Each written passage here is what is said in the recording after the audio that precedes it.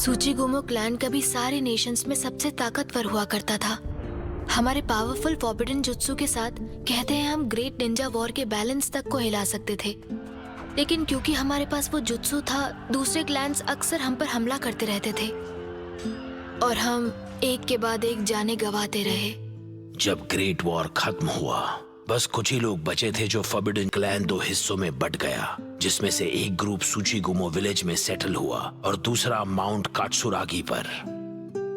लेकिन तब तक लॉर्ड एन्नो ग्योजा की काफी उम्र हो चुकी थी। जब उन्होंने माउंट कात्सुरागी जाने का फैसला किया, तब उनका साथ बस कुछ ही लोगों ने दिया। होतारो, फैसला तुम्हारा है। हमारे क्लैन का फ्यूचर तुम्हारे हाथों में है। ग्रैंडफादर को यकीन था कि सबसे जरूरी है सूचिगुमो क्लैन को पहले जैसा बनाना। वही एक तरीका था जिससे हम उन लोगों का ऑनर कर सकते थे जिन्होंने फॉरबिडन जुत्सु के लिए अपनी जानें गंवाई हैं। और इसीलिए मुझे अपने ग्रैंडफादर और मास्टर का सपना पूरा करना है। क्या बेवकूफी है, और इसीलिए तुमने फॉरबिडन जुत्सु को अपने अंदर एनग्रेव करवा लिया। तुम्हारे मास्टर के लिए, तुम्हारे क्लैन के लिए बहुत बेवकूफ हो। आपको जो मानना है मानो, लेकिन अपने मास्टर का सपना पूरा करना एक स्टूडेंट का फर्ज होता है। लेडी होतारू, मेरे ख्याल से शायद सर उटाकाटा इस बारे में सही है।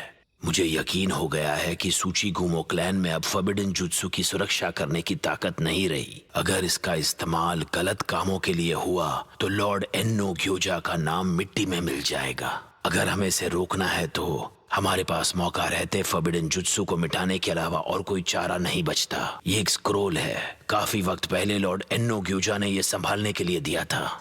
इसमें वो तरीका है जिससे हम फॉरबिडन जुत्सु को लेडी होतारू की बॉडी से सेफली निकाल सकते हैं। ग्रेट लॉर्ड एन्नो ग्योजा उसे कभी इनकी बॉडी में एनग्रेव नहीं करते। अगर वैसा करने के बाद उसे निकालने का कोई तरीका नहीं होता, कौन सा मास्टर होगा जो इतनी भयानक चीज करने के बारे में सोचेगा? प्लीज मुझे माफ कर दीजिए, मुझे आपको ये बहुत पहले बता देना चाहिए था।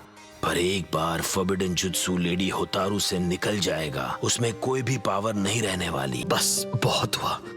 जानते भी हैं आप मुझसे क्या मांग रहे हैं? जानते हैं मैं अपने क्लैन का सम्मान इस तरह नहीं गंवा सकती। फिक्र मत करो, मैं उसे ले आऊंगा।